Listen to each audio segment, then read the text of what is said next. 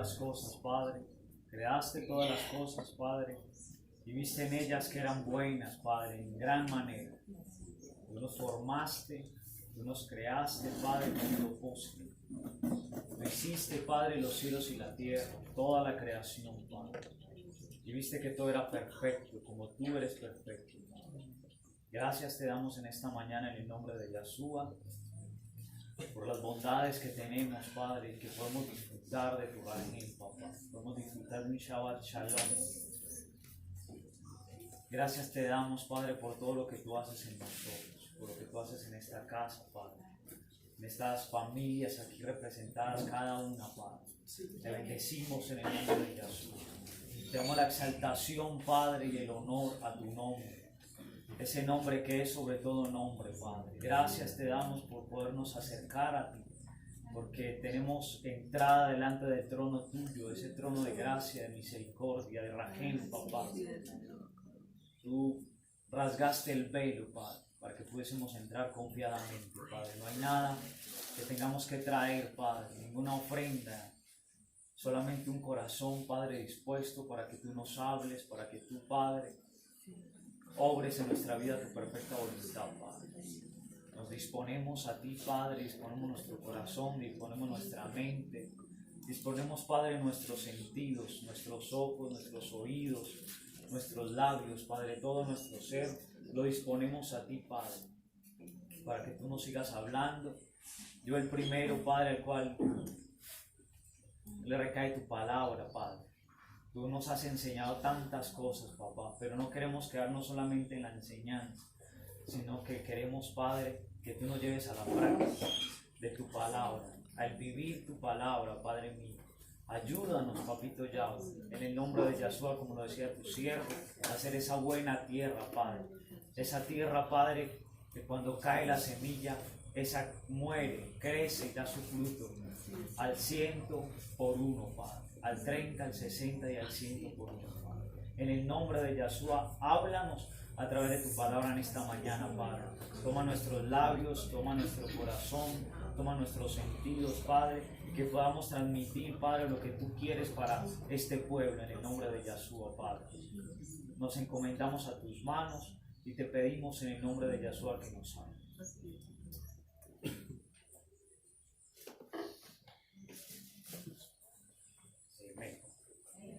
No vamos a necesitar micrófono, ¿cierto? No. Habla duro. Durísimo. Amén. Así me siento más cómodo, la verdad. Y habla duro, porque te oigo, habla duro. Bueno, ¿qué voy a decir? Amén. Y yo les voy a invitar a que volvamos a Isaías. Volvamos a Isaías. Estamos en Isaías.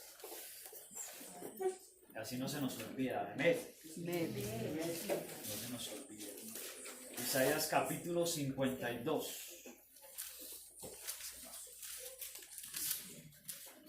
Isaías capítulo 52.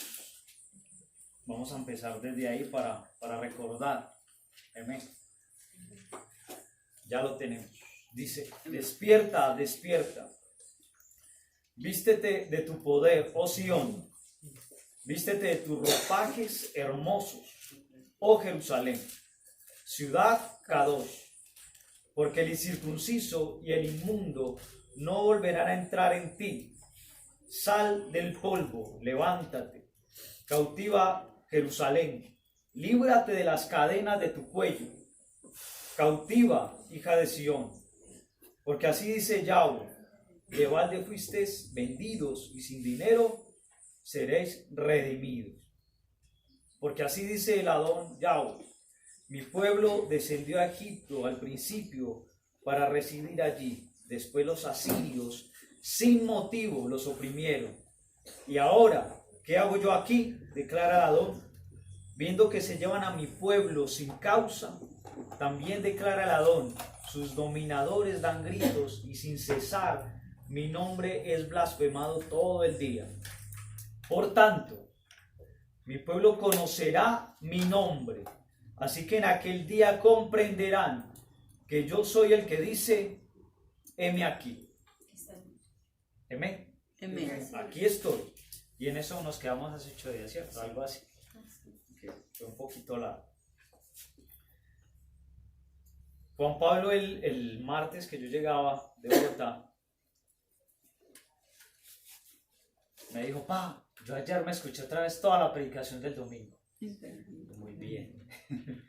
Y me dijo, ¿y ahora qué? Buena pregunta. Me preguntó, pa, ¿y ahora qué? Se me cambia. Yo los hacía por ahí. ¿Y ahora qué? Yo le dije, ahora hijo, ahora viene lo más bueno. Ahora viene lo más bueno porque terminábamos, si recuerdan, que cuando leíamos el capítulo de Josué, capítulo 3 y capítulo 4, dice que cuando cruzaron el Jordán, ¿cómo estaba el pueblo? Dice que había 40.000 hombres de guerra dispuestos para la batalla, para la guerra. ¿Por qué? Porque al cruzar el Jordán lo primero que había que hacer era pelear, conquistar la tierra. Y ayer en la mañana que estábamos aquí en la oración, compartíamos con el pueblo que Yahweh no le regaló nada al pueblo de Israel. Le dijo, ahí está la tierra, poséanla, conquístenla, luchen por ella, ¿cierto? No, ellos no llegaron al oasis a echarse airecito, como uno dice, ay, por fin pasamos el desierto, sentémonos y tomemos agüita, ¿cierto? No, lo primero que hicieron cuando cruzaron el Jordán fue estar listos para la guerra, para la batalla. ¿Por qué? Porque había un pueblo que conquistar. ¿Y quiénes estaban? El Eteo, el Jebuseo, El amoreo. bueno, todos los feos. Yo le decía a Juan Pablo, bueno, todos los feos, Juanpa, todos los feos. Pero había que estar listo para la batalla. ¿Listo? Ahora entonces vamos a Primera de Crónicas, o primer libro de Crónicas, más bien. Capítulo 12.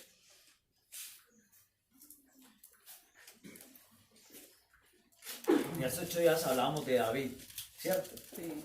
De cómo David conquistó la fortaleza de David, que era Sión, o sea, nosotros, la Quejilá. Ya Yahweh nos conquistó a nosotros, Amén. ¿cierto? Ya estamos conquistados. ¿Y quién habita en nosotros? Yahweh, Yahshua. ¿Sí? Porque Él lo escogió a Sión como el lugar de su reposo, ¿cierto? Entonces ahí habitaba David. David siempre habitó en su ciudad, en su fortaleza. Entonces Yahweh, Yahshua, habita en nosotros. Nos escogió como el lugar de su morada, como el lugar de su fortaleza, como el lugar de su habitación. De nosotros somos la habitación de Yahweh, de Yahshua. Amén. Nosotros como su habitación y Él ya habitando en nosotros. ¿Cuál era el propósito de Él? Siempre con el pueblo, habitar en medio, habitar en medio. Y siempre su tienda estuvo en medio de todas las 12 tribus. Ahora Él habita en nosotros. Y nosotros somos el lugar de su habitación. Con esto arrancamos hace 8 días. Pero lo especial de lo que hablábamos hace 8 días era cómo David conquistó la ciudad. Entonces leíamos que cuando David fue a conquistar la ciudad tenía un grupo que peleaba con él, ¿cierto? Y eso me llamó la atención esta semana. Ya me llevaba a primer libro de Crónicas, capítulo 12, y dice, el ejército de David. Y estos son los que vinieron a David en Siclac, mientras aún se ocultaba por causa de Saúl, hijo de Cis. Eran de los hombres valientes que le ayudaron en la guerra. Estaban armados con arcos y usaban tanto la mano derecha como la izquierda para lanzar piedras y tirar flechas con el arco. O sea, primero de Crónicas 12. ¿Sí? 12:1. Volvemos. Y estos son los que vinieron a David en Siclac, mientras aún se ocultaba por causa de Saúl, hijo de Cis. Dice, eran de los hombres valientes que le ayudaron en la guerra. ¿Y cómo eran estos hombres? Dice, estaban armados con arcos y usaban tanto la mano derecha como la izquierda, o sea, eran muy buenos para pelear, porque dice, y lanzaban piedras con la derecha y con la izquierda, y tiraban flechas con el arco, o sea, eran muy diestros para la batalla. Dice, eran parientes de Saúl de Benjamín, y ahí empieza a nombrar quiénes eran. Dice, el jefe era Ahiezer, después Joás, hijo de Semá, Yebeatita, Gesiel y Pelet, hijos de Asmavet, Beraca y Jehú Anatotita, Ismaías, Gabaonita, hombre valiente entre los 30 y jefe de los 30. Después Jeremías, Asiel, Joanán, Josabad, Gederatita, Elusai, Jerimot, Bealías, Semarías, Cefatías, Arufita, Elcana, Isías, Azarel, Joeser, Asobem, Coreíta, y Joela y Zebadías, hijos de Jeroam de Gedor. También de los hijos de Gad se pasaron a David en la fortaleza en el desierto, hombres fuertes y valientes, entrenados para la guerra, diestros con el escudo y con la lanza, cuyos rostros eran como rostros de leones y eran tan ligeros como las gacelas sobre los montes.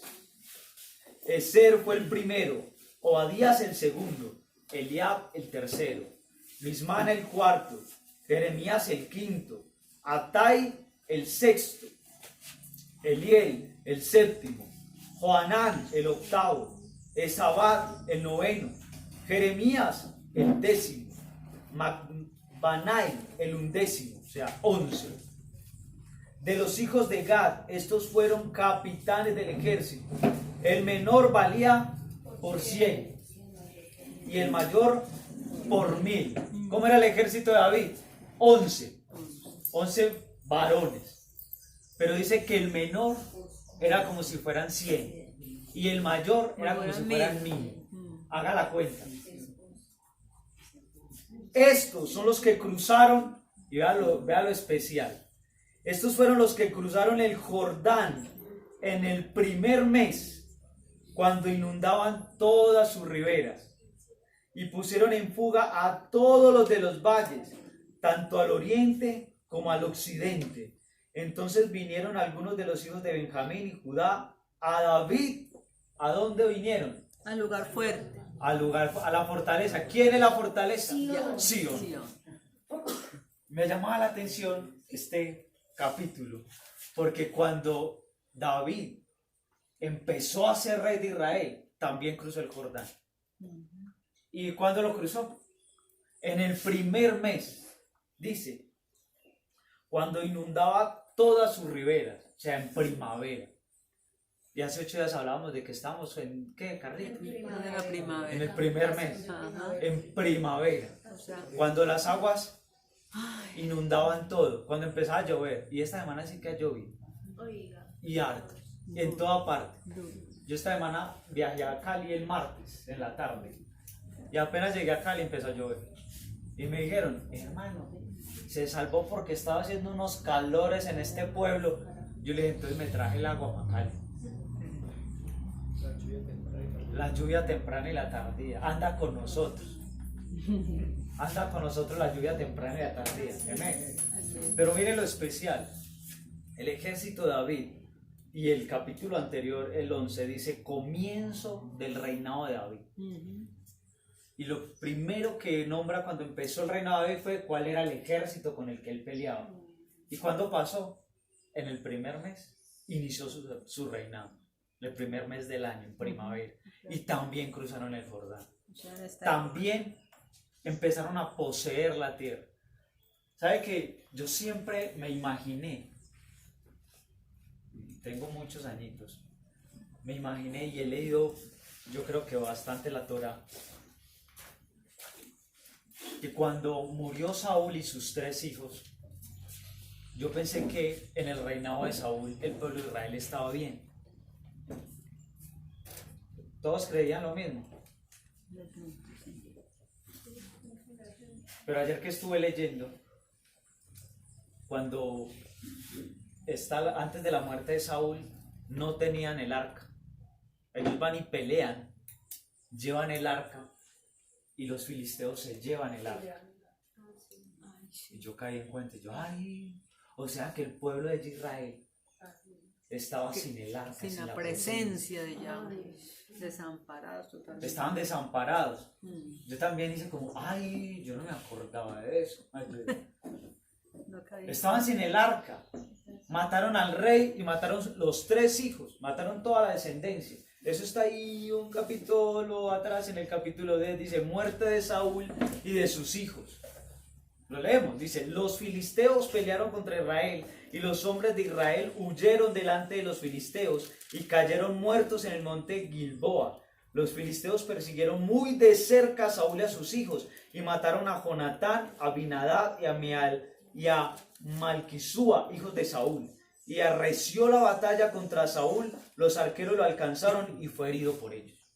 Y después dice, entonces Saúl dijo a su escudero, saca tu espada y traspásame con ella, no sea que vengan estos incircuncisos y hagan burla de mí. Pero su escudero no quiso porque tenía mucho miedo, por lo cual Saúl tomó él mismo su espada y se echó sobre ella. Al ver su escudero que Saúl había muerto, él también se echó sobre su espada y murió. Así murió Saúl con sus 3 hijos y todos los de su casa murieron juntamente con él. O sea, quedó sin descendencia. Cuando todos los hombres de Israel que estaban en el valle vieron que ellos habían huido, que Saúl y sus hijos habían muerto, abandonaron sus ciudades y huyeron. ¿Qué hizo el pueblo de Israel? Huyeron. ¿Y abandonó qué? Las ciudades. Las ciudades. O sea que, mire lo que dice después. Entonces los filisteos vinieron y habitaron ¿en dónde? En ellas. O sea, en las ciudades que los del pueblo de Israel habían dejado. Yo no lo había tenido en cuenta, apenas ahora. Dice, y sucedió que al día siguiente, cuando vinieron los filisteos para despojar a los muertos, hallaron a Saúl y a sus hijos caídos en el monte Gilboa. Lo despojaron, tomaron su cabeza y armas, y enviaron mensajeros por toda la tierra de los filisteos para que llevaran las buenas nuevas a sus ídolos y al pueblo. Pusieron su armadura en la casa de sus dioses y clavaron su cabeza en la casa de Dagón. Cuando oyeron los de Jabes, de Galaad, todo lo que los filisteos habían hecho a Saúl, se levantaron todos los hombres valientes y se llevaron el cuerpo de Saúl y los cuerpos de sus hijos, los trajeron a Jabes y enterraron sus huesos bajo la encina en Jabes. Y ayunaron 7 días. Así murió Saúl por la transgresión que cometió contra el Adón por no haber guardado la palabra del Adón, y también porque consultó y pidió consejo a una medium, una divina, y no consultó al Adón. Por tanto, él le quitó la vida y transfirió el reino a David, hijo de Isaí. Y antes de eso, en el capítulo 9, es cuando los filisteos cogen el arca y se la llevan. Se la llevan cautivo. O sea que el pueblo de Israel venía mal. Bailas, como dice Juan Pablo. Venía mal. Se había ido la presencia, se quedaron sin rey, habían tenido que abandonar sus ciudades y los filisteos habitaron la ciudad. Por eso David necesitó un ejército para volver y conquistar. O sea, le tocó pelear. Y aun cuando Yahweh lo había nombrado como príncipe, como rey sobre Israel, lo primero que le tocó ser como rey fue pelear. Y bien duro. Y bien difícil. Porque le tocó pelear por la fortaleza, por Sion. Y después levantar un ejército y empezar a pelear. Y hacer que los enemigos salieran de la ciudad. Dice 17 del 12. Y salió David a su encuentro y les habló diciendo: si venís a mí en paz para ayudarme, mi corazón se unirá con vosotros. Pero si venís para entregarme a mis enemigos, ya que no hay maldad en mis manos, que Yahweh nuestro Padre, lo vea y decida. Entonces el Rúa vino sobre Amasai, jefe de los 30, el cual dijo: tuyo somos, oh David, y contigo estamos, hijo de Isaí. Paz. Shalom. Paz a ti, shalom, shalom sea a ti, y shalom al que te ayuda. Ciertamente Yahweh te ayuda. Amén. Entonces David los recibió y los hizo capitanes del grupo. Algunos de Manasés se pasaron también a David, cuando éste iba con los filisteos a la batalla contra Saúl. Pero estos no les ayudaron porque los príncipes de los filisteos, después de tomar consejo, lo despidieron diciendo: a costa de nuestras cabezas se pasará su señor Saúl. Y cuando él iba a Siclac, se pasaron a él Manasés, Amnás, Josabad, Gediael, Micael, Josabad, Eliú y Seletai, capitanes de miles que eran de Manasés. Ellos ayudaron a David contra la banda de merodeadores, pues todos eran hombres fuertes y valientes, y fueron capitanes en el ejército. Y este es el que más me gusta, porque día tras día se pasaban hombres a David para ayudarlo, hasta que hubo un gran ejército como un ejército de Yahweh. O sea, no un ejército de David, sino que hubo un gran ejército como un ejército de Yahweh. Grande, maravilloso. ¿Cómo era el ejército? Grande. Grande. ¿Y qué características tenía? Tenían rostros como de león. Eran bravos. Así como el ejército que acompañó a Josué cuando cruzó la tierra. Dice que apenas cruzaron la tierra, todos estaban en posición de batalla. Leámoslo. Josué. Vamos a empezar hoy desde ahí. Nuevamente.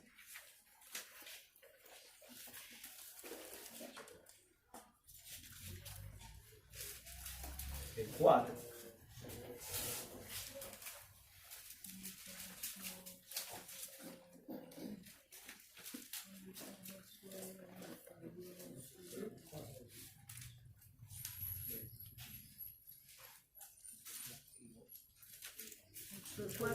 El 4, vamos a ver desde el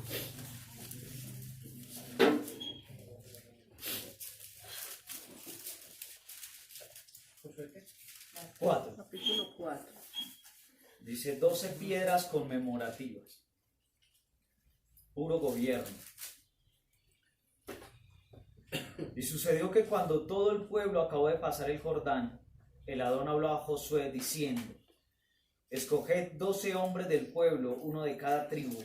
Ordenadles diciendo: tomad 12 piedras de aquí, del medio del Jordán, del lugar donde los pies de los sacerdotes, de los coanim, están firmes, y llevadlas con vosotros, colocadlas en el alojamiento donde habéis de pasar la noche. Llamó pues Josué a los 12 hombres que había señalado entre los hijos de Israel, uno de cada tribu. Y Josué les dijo: pasad delante del arca del Adón, vuestro Yahweh, al medio del Jordán, y alce cada uno una piedra sobre su hombro, de acuerdo con el número de las tribus de los hijos de Israel. Sea esto una señal entre vosotros. Y más tarde, cuando vuestros hijos pregunten diciendo: ¿qué significan estas piedras para vosotros?, les diréis: es que las aguas del Jordán quedaron cortadas delante del arca del pacto del Adón. Cuando ésta pasó el Jordán, las aguas del Jordán quedaron cortadas. Así que estas piedras servirán como recuerdo a los hijos de Israel para siempre. Y lo hicieron así los hijos de Israel, tal como Josué ordenó. Y alzaron 12 piedras de en medio del Jordán, como el Adón dijo a Josué, según el número de las tribus de los hijos de Israel. Y las llevaron consigo al alojamiento y allí las depositaron. Entonces Josué levantó 12 piedras en medio del Jordán, el lugar donde habían estado los pies de los sacerdotes, de los coanim, que llevaban el arca del pacto, y allí permanecen hasta hoy.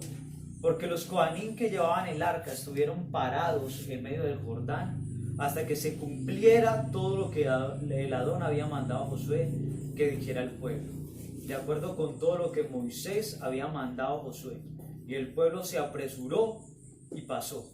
Y sucedió que cuando todo el pueblo había acabado de pasar, el arca del Adón y los coanim pasaron delante del pueblo. Y los hijos de Rubén, los hijos de Gad y la media tribu de Manasés pasaron en orden de batalla delante de los hijos de Israel, tal como Moisés les había dicho. Como 40,000 equipados para la guerra pasaron delante del Adón hacia los llanos de Jericó. listos para la batalla. Aquel día el Adón exaltó a Josué ante los ojos de todo Israel, y le temieron tal como habían temido a Moisés todos los días de su vida.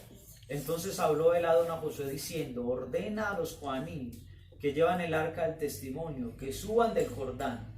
Y Josué mandó a los Joaní diciendo: subid del Jordán.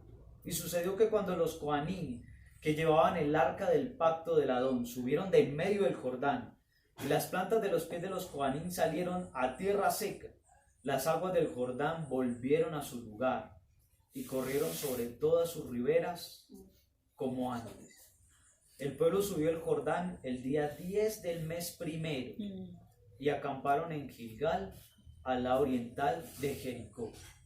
Y aquellas 12 piedras que habían sacado del Jordán, Josué las erigió en Gilgal, y habló a los hijos de Israel diciendo: cuando vuestros hijos pregunten a sus padres el día de mañana diciendo: ¿qué significan estas piedras?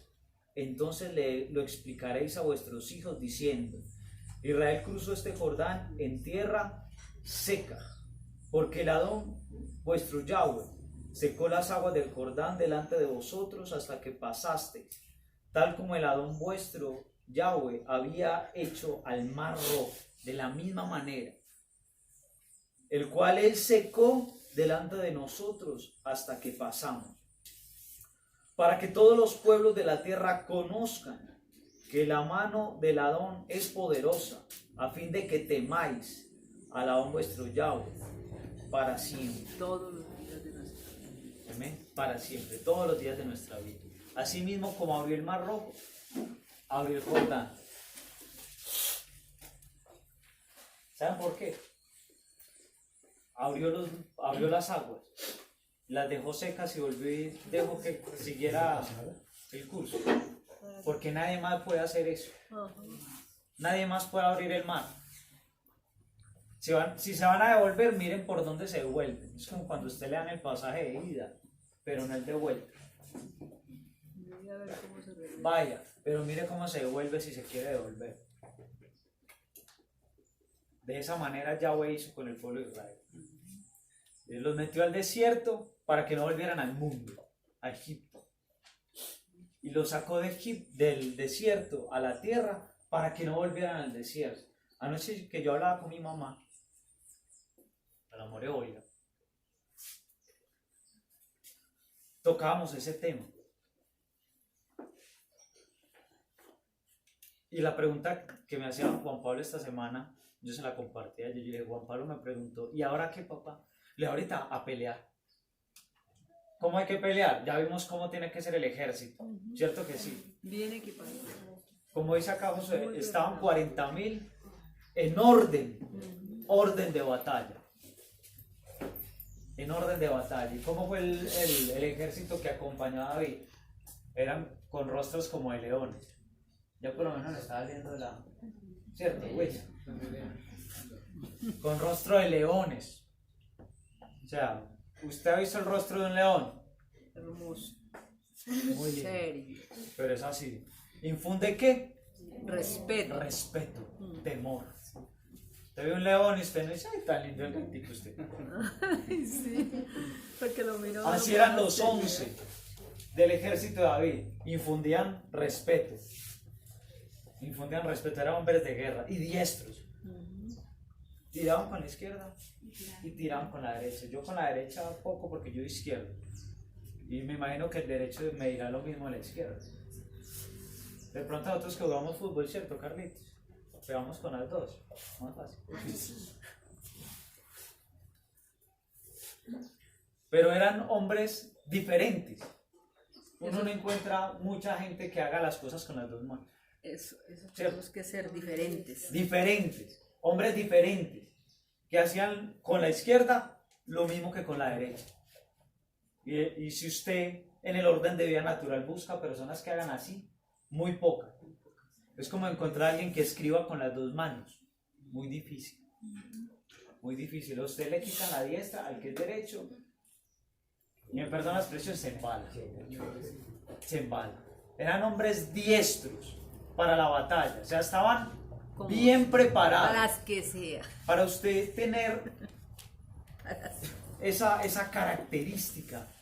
Es de esos hombres, no creo que los hombres hayan nacido así. Es como cuando le preguntan a uno que si los líderes nacen o se hacen. ¿Ustedes qué creen? ¿Nacen o se hacen? Se hacen. ¿Por qué? Porque hay una formación. Entonces estos hombres, para poder haber sido del ejército de David, me imagino que se formaron. Ahí no nos dice cómo se formaron, pero sí dicen qué tan diestros eran para la batalla, qué tan preparados estaban para la batalla. Entonces eso nos dice a nosotros que conocemos el orden de vida natural, que no es fácil, ¿cierto? Yo le dijera hoy, tire una piedra con la izquierda, Wilson. Lo primero que hace es como hago yo con la derecha, porque no sentimos ese brazo como si fuera de nosotros. Yo toco la guitarra con la derecha, pero me causa dificultad. Y llevo muchos años tocando guitarra y no hago lo que hace un derecho todavía, porque yo soy izquierdo. Pero toco la guitarra, pero hay cosas que no puedo hacer. Trato de hacerlas, pero no es lo mismo que las haga Wilson, que es derecho. Eso requiere de mí disciplina, requiere de mí que yo me prepare. Más entrenamiento. Requiere de mi entrenamiento, esa es la palabra. Requiere de mi entrenamiento para que yo haga lo mismo con las dos manos. Ojalá yo hiciera con la derecha todo lo que yo hago con la izquierda. Amén. Pero estos hombres dicen que tiraban la piedra con la izquierda, con la derecha y con la izquierda igual. Y que eran diestros para el arco. Me imagino que cogían el arco al revés y también. Como cuando la restauración. Se han leído a Esdras y a Nehemías, que cómo estaban los hombres de ese tiempo. Dice que con una mano construían y con la otra peleaban. Y que ni siquiera se podían cambiar su ropa. O sea que estaban bien preparados, bien apercibidos. Amén. Él está bien preparado. De eso habla Pablo, del estar bien preparado, bien apercibido. Amén. Entonces, ¿cómo tiene que ser el ejército? Bien preparado. Bien preparado. Yo le decía a mi mamá, ahora lo difícil no es pelear,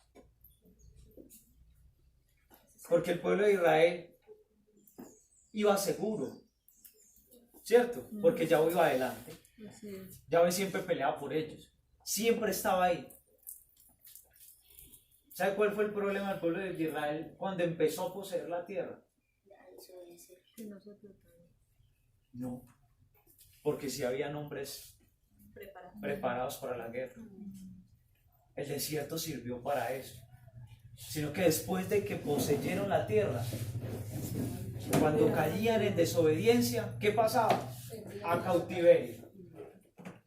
Ahorita ya no hay desierto, hay cautividad. Y yo hablaba con mi mamá anoche de eso. Lo que tenemos que ahora guardarnos y cuidarnos es en obedecer al pie de la letra todo lo que Yahweh nos dijo. Al pie de la letra. Amén. Porque el desierto es escuela, ¿cierto? Y usted en la escuela, yo me acuerdo que cuando yo estaba en la escuela, en el colegio, en la universidad, en el SENA, yo no me preocupaba por nada, por ir a aprender, ¿cierto? Usted no se preocupa por nada más. ¿Por qué se preocupa uno en la escuela? Por aprender. Por sentarse y que el profe hable. Y la única preocupación suya es aprender y sacar 5 en los exámenes. O 4, o 3.5, como pasar raspadito. Pero su única preocupación en la escuela es pasar. Y seguir aprendiendo. Y seguir aprendiendo.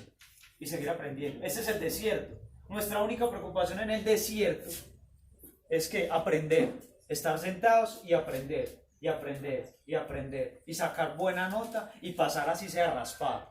Amén. Pero cuando usted sale a la vida laboral,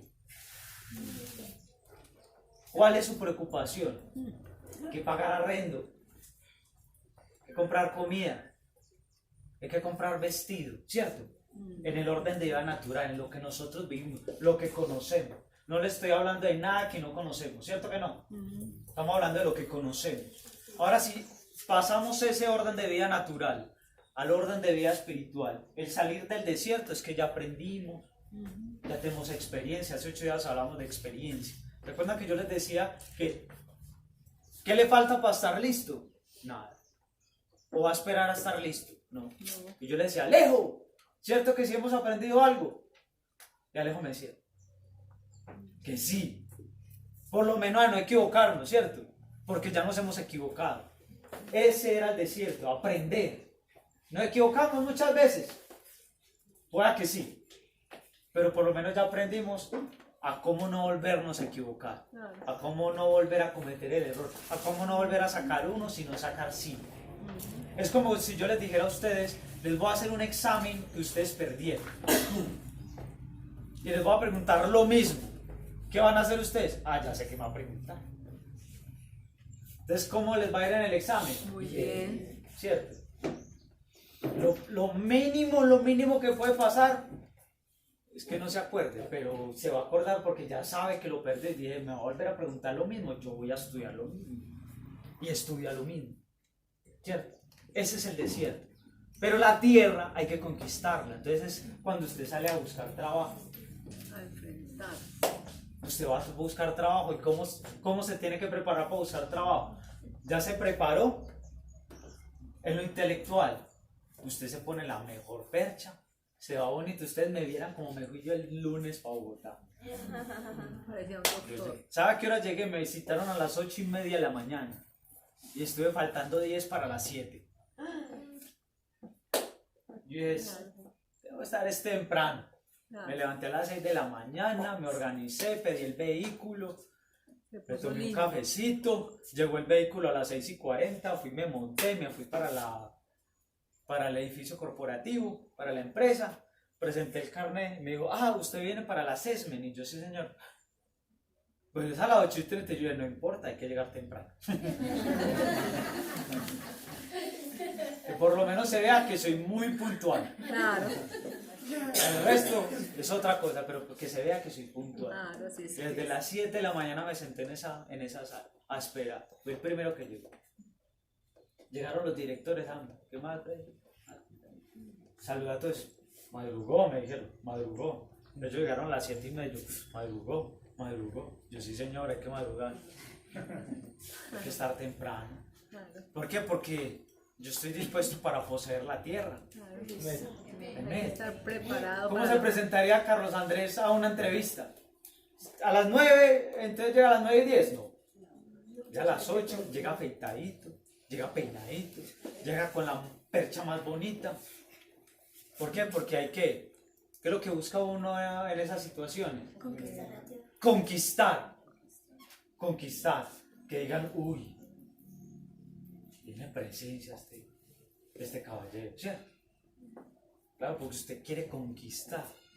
Hay que poner en práctica lo que aprendió en el desierto. Eso es, la hermana Cecilia. Hay que poner en práctica. Yo cuando estudié, hace unos añitos, a mí me llevaron a una finca, un chalet, de ahí el Sena. Nos llevaron todo un día a darnos técnicas de cómo presentarse a una entrevista. ¿Cuál era la técnica? Nos llevaron a todo el grupo y nos daban tips. Usted se para así, no cruce los brazos, porque eso da para un psicólogo. Dice, no, un psicólogo, usted le cierra los brazos y dice que usted se está cerrando. Entonces, abierto, apertura. ¿Cierto? Eso le enseñan a uno. Que apertura. Siempre bien sentadito. Eso nos dijeron un poco de cosas. Una cantidad de cosas. Pero nos prepararon para la batalla. Para ir y conquistar. ¿Sí? Lo bonito que Yahweh nos enseña lo natural, nos enseña lo espiritual. ¿Cierto? Hermoso. De lo natural a lo espiritual. Entonces, ¿qué yo hice? Yo fui bien temprano, bien preparado y leí. Ahorita les cuento cómo me fue. Todavía no me han dado respuesta. Si un pajarito me dijo que estoy entre los 3 últimos, entre los de la última decisión, yo dije, bueno, Ahí vamos, Ay, ahí vamos. su mano. Y anoche le decía yo a mi mamá, mamá, estoy en un dilema. Yo, ¿por qué, hijo? Yo le dije, porque en este tiempo cuando Yahweh nos volvió a acercar a la casa, ¿qué tal que quieras que nos vayamos Ay, otra vez? sí, qué horror. Y tengo mi corazón como que sí, como que no, como que me quiero ir, porque yo sé que puede ser de gran bendición para mi casa, pero también no quiero estar tan lejos, Claro. porque yo voy a estar a 8 horas, yo ya no los voy a poder visitar tanto, y eso me duele. Claro. Y no se me aguare el ojo, tranquilo. Y eso me duele porque yo estaba contento, llevo casi un mes viniendo casi que cada 8 días, y me alegro de eso. Pero también sé que Yahweh tiene un propósito. No sé si ahí mismo en Chinchiná o en otro lugar, pero yo sé que no va a ser por mucho tiempo. No va a ser por mucho tiempo. Pero yo le decía, madre, tengo como un delay. Pero bueno, eso va a ser otra conversación. Estábamos en conquistar. Entonces, ¿qué hice yo? Vamos a conquistar. Amén. Y eso era lo que nos enseñaban a nosotros. Es muy difícil ir a conquistar, ¿cierto? Difícil. Cuando uno no sabe dónde ir. Incertidumbre. ¿Saben que cuando yo salí de hacer mi práctica, el mismo día que salí a hacer mi práctica, yo conseguí trabajo? ¿Te acuerdas, Carlos Andrés? Yo estaba soltando la maleta en mi casa al mediodía. Un miércoles, creo que era. Y en el momento que yo suelto la maleta, me suena el celular. ¿Qué ahorita? ¿Qué más? ¿Dónde está? Yo estoy llegando a mi casa. Bueno, véngase rápido, que lo necesito para un trabajo. Y empecé a trabajar con Carlos Andrés, ¿cierto? ¿Te acuerdas? 3 meses trabajé con Carlos Andrés. Publicidad. ¿Verdad? Que llamaba Omega, publicidad. Trabajé 3 meses ahí. Y estando ahí, me llamaron de otra empresa. Me dijo, necesitamos un jefe de producción. Ya, urgente. Y me fui. 10 de la mañana. Me senté con el gerente de la empresa.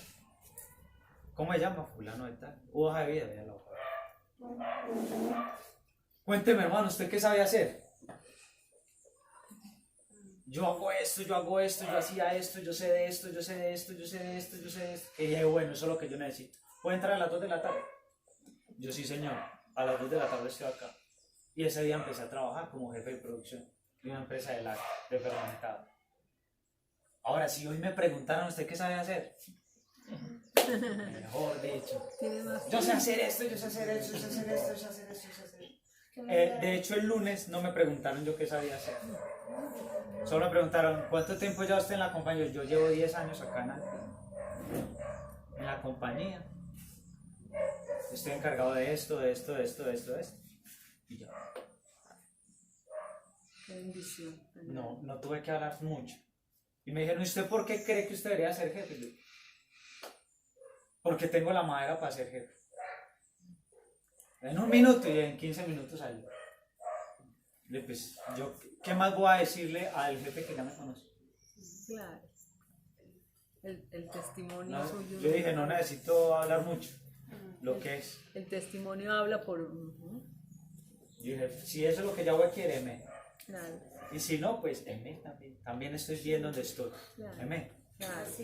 Pero el conquistar ahora, ya saliendo de lo material, de lo que nosotros vemos, a lo que no vemos, el pueblo de Israel lo primero que se encontró fue a Jericó. Ahí dice, ¿cierto? ¿En qué valle se situaron? En el valle de Jericó. Y ustedes conocen la historia, yo creo que no nos toca ni contarla. ¿Qué pasó con Jericó? No, si hubiésemos sido nosotros, de una nos vamos a pelear. O no, Yahweh lo primero que hizo fue circuncisión. Capítulo 5, para que lo lean después. Para no irnos a extender mucho. Circuncisión. O sea, poner en orden. ¿Sabe por qué? Porque había pueblo que pasó el desierto a la tierra que aún no se había circuncidado. Entonces, ¿qué hicieron los príncipes del pueblo? Empezaron a ver qué era lo que estaba todavía fuera de orden, por así decirlo, A limpiar. para poner todo en orden. Hace 8 días hablamos del orden, ¿cierto? Que los varones están para dar orden en la casa, ¿cierto? Y antes de pelear, vamos a ver si estamos preparados, como cuando uno va a salir de la casa. Yo soy un viejito cansón, mi esposa es testigo. Yo, ¿sí empacó tal cosa? ¿Sí llevó? ¿Dónde está tal? Juan Pablo, ¿sí empacó? A ver, ¿usted va a llevar eso? Bueno, empáquelo pues. Yo soy así. Quiero poner en orden, para cuando salgamos no vaya uno, no trajimos, se quedó. Sí, ven, se quedó. ¿Le sale usted bien? Y yo ya no me voy, ya pagué el peaje. Uy, yo ya pagué el, no, yo ya no, para la próxima. Toca así, toca para la próxima. Pero para eso, el pueblo de Israel lo primero que hacía era ponerse en orden. En orden. Antes de pelear, hay que poner en orden. Y siempre Yahweh, lo primero que hacía antes de, así como David cuando empezó a ser rey de Israel, levantó un ejército y lo puso en orden. Josué cruzó el Jordán y Yahweh le dijo, ¡hey! Las 12 piedras, póngase en orden. El orden es muy importante en la casa. El orden. Y hoy el mensaje, más que para todo el pueblo, es para nosotros. Para nosotros, los varones, que somos parte del orden. Del orden. Porque Yahweh no es machista, pero sí es ordenado. Así es. Porque a veces nos dejamos meter el cuento de afuera, de que no, es que el machismo. No. Ni de Breshit hasta, ¿cómo se dice Apocalipsis? Azot. Ahí no hay machismo, ahí hay orden. Totalmente. Ahí hay orden. Y los varones somos llamados al orden, nosotros. Ayer Juan Pablo hablaba en la mañana y yo sudaba. ¿Dónde está Adriana? ¿No vino? Tu mamá, no vino. Y Blanquita, tampoco. Sí. Está atrás. Yo sudaba frío, mi hermano, mi amado, cuando este muchacho empezó a hablar ayer en la mañana. Ay, que yo no haya cometido por ahí una barrabasada porque este muchacho. ¿Verdad, hermano? Dice lo que no. Porque ¿sabe quiénes son los primeros que lo pueden juzgar a usted? Su casa, su familia. Su casa. Los que ven cómo usted todos los días se equivoca, cómo usted se le sale el genecito que tiene. A mí me pueden hacer así y sale, como el genio de la lámpara. Y he mejorado mucho, ¿cierto, amor? He mejorado mucho. Ella me lo dice. Ay, es que usted antes, todo lo que usted ha cambiado. Porque es que usted antes. Ya ves lindo. La primera que a mí me muestra si de verdad hay un cambio, hay una obra de Yahweh en mi esposa. Claro. Mi esposa que me conoce, ¿hace cuántos años nos conocemos? Hace 15 años. Desde niños que estamos juntos. Hace 15 años que estamos juntos. Ah, ya. No, 14 años que estamos juntos. Y pues nos conocemos desde niños, pero ella cuando empezamos de novios, ahí fue donde me empezó a conocer. Ahí fue cuando empezó a conocer el óvulo. ¿Cierto? Como era de canzón, me dice, como era de canzón. Pues ellos son los primeros que pueden hablar bien o mal de usted. Ayer que Juan Pablo decía, no, y nosotros, porque cuando yo les comparto esto y la tefilá, él puede desmentir si es verdad o no es verdad. Yo ayer les compartí a los hermanos en la mañana la importancia de la tefilá, que así sea un momento, mi amado. Yo le decía al pueblo, cuando vamos en el carro para el colegio, cuando los llevo, vamos a hacer tefilá y tomamos esos 5 o 10 minutos mientras vamos para el colegio. Y en la noche cansados o lo que sea, algo hacemos, pero sacamos el momento y él no estaba. Llegó a las 9:30. Y cuando llegó empezó a decir eso. Me dijo, mi papá me va a disculpar. Y yo. Y empezó a hablar. Pero habló cosas que me dejó tranquilo. Me dejó tranquilo. Claro. Porque si él ve orden y mi esposa ve orden, quiere decir que estamos haciendo bien las cosas. Claro, así es. Mi esposa me dice, ay, usted no se lo aguantaba a nadie. Yo no sé su mamá cómo se lo aguantaba.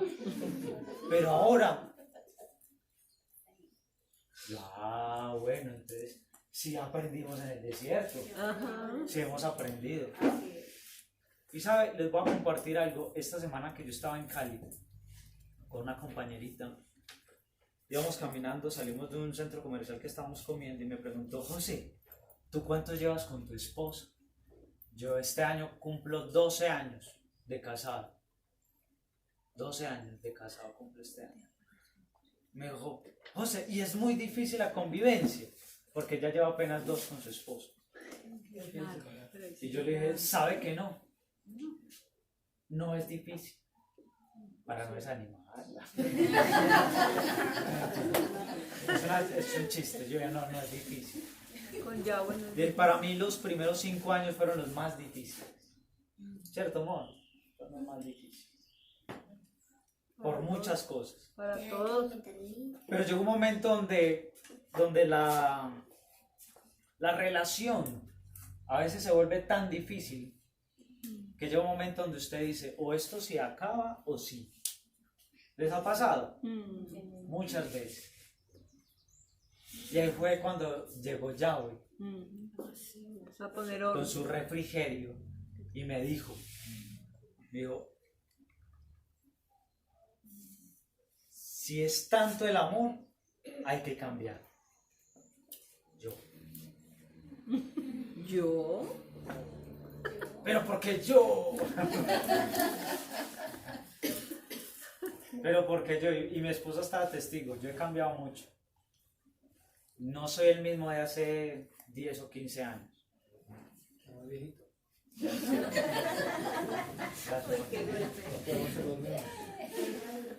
Ya soy diferente. Maduro. Hay que madurar. Y hay que empezar a cambiar muchas cosas. Y lo primero que Yahweh me enseñó, me dijo, no espere cambiar en su esposa lo que a usted no le gusta. Cambie usted lo que a ella no le gusta. Fue lo primero que yo aprendí, mi amado. Y yo todos los días me esfuerzo porque yo sé que hay mucho por cambiar. Pero trato de hacerlo. Yo le digo, a ella no le gusta que yo sea así, no lo voy a hacer. No le gusta que yo hable así, no lo voy a hacer. Eso es importante. Y aprendí una cosa que se lo comparto a todos los colaboradores que trabajan conmigo en la empresa. La retroalimentación es lo más importante en una relación laboral, de matrimonio, de compañerismo, de amistad. Es lo más importante. ¿Sabe por qué? Porque usted pregunta en qué estoy fallando. Es lo más importante. Y se los comparto yo a los colaboradores que están conmigo, a los muchachos que trabajan conmigo. Yo trato cada 6 meses de hacer retroalimentación con ellos. Y lo siento y les digo, vean, a mí me gusta usted cómo hace